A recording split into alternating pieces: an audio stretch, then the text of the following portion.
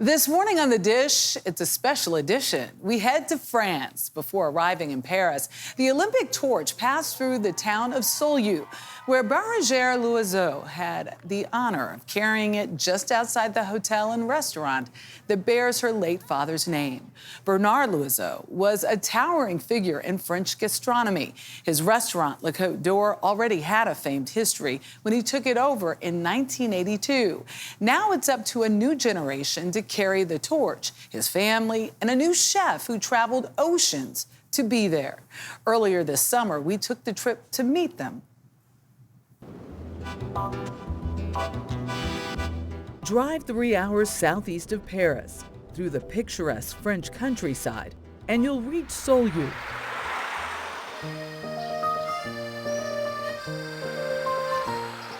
The small town in the heart of Burgundy, with a restaurant that's been home to some of the country's most decorated chefs. Its kitchen now commanded by an immigrant from the West Indies. I'm Louis-Philippe Vigilant. Chef Louis-Philippe Vigilant. When I come here, I say like home sweet home. Yes. Really? I don't know how to explain, but when I enter in the restaurant for the first time, I feel very good. And I know I have something to do here. What's at stake for you? At stake for us is this huge legacy of tremendous great chefs. 120 years. 120 years. Still in existence. Center of the map. Bérengère Loiseau oversees the hotel and restaurant group she's inherited from her father, Bernard, and has now entrusted to Vigilant.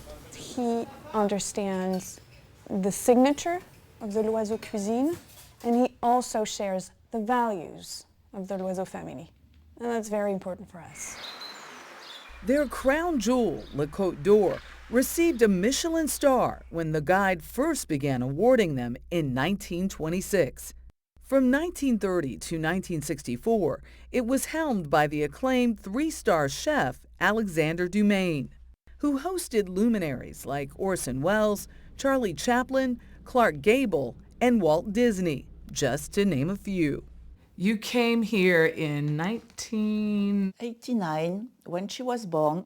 Dominique Loiseau moved here from Paris after marrying Bernard. He'd come 14 years earlier when Le Côte d'Or was special no more. But he had a big ambition, Bernard. What was his philosophy on cooking? Purity of taste. According to Dominique, a former journalist and nutritionist, her husband revolutionized French cooking. Because when he was learning cuisine, we put cream in all sauce. Cream, cream, cream, cream. But when you have a fish sauce, you want the fish taste. When you have a veal sauce, you want the veal taste.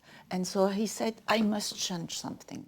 Dubbed Nouvelle Cuisine, a style that aimed to accentuate the essence of a product.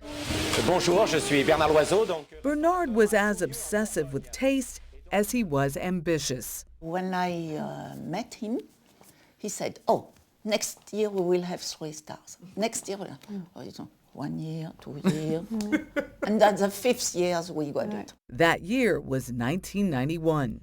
We were on the front page of the New York Times with that. I'm very proud about that. But success came with mounting pressures. He took his own life in 2003. I think about how difficult it must have been for you and your entire family. And I have to know how you decided not to just to give up. Yes, but Madame, when you have a team of 70 people, you cannot say, oh, we close, go home. Because of what we have done, because of the history of the place. And so I did not hesitate. The next day, we continue. Madame Loiseau expanded their 5-star hotel and opened new restaurants in France and beyond. Oh, voilà. Voila. She still takes care of the gardens on the property. Do you know this plant? No. It's called astrance. Astrance. Astrance in France, yes. Woo! Very fragrant. For 20 years, the restaurant was helmed by Chef Patrick Bertrand. Bérengère, by now CEO, had a plan for his replacement. That is a lot weighing on you, I presume. I don't have pressure. Really? Sometimes good pressure. We don't work in the hospital and we don't save life. We just prepare a product, fish or meat or vegetables. Perhaps it's an air he brought with him from his homeland and his own life experience. I'm from a family with 6 children. My father died when I was 3 years old. Vigilant began cooking at 15, inspired in part by watching Bernard on TV in Martinique. I found joy and peace in cooking. My mother very happy when I prepare the dish for the dinner. Just 2 years later, he moved to Paris for culinary school, eventually finding his way to the Loiseaus. In 2013, he took the reins at their new restaurant in nearby Dijon. And in 6 months, he got his first star. It was absolutely huge. What did that mean? At the moment, I'm so happy, I'm so proud.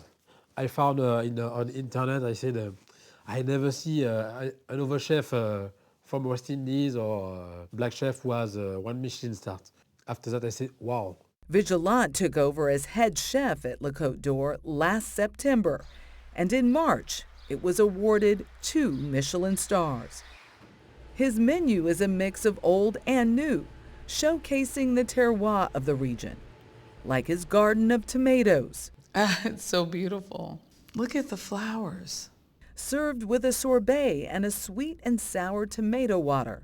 And there's a medley of greens: asparagus, chickpeas, zucchini, fresh herbs and edible flowers, foraged from the nearby Mont Saint-Jean. Then there's the French classic, frog legs, sautéed and served with garlic puree and parsley juice, a recipe perfected by Bernard Loiseau in 1985. I have never It's the first time you eat frog legs? Yes. In Burgundy, we take like that and we say, cheers. Cheers.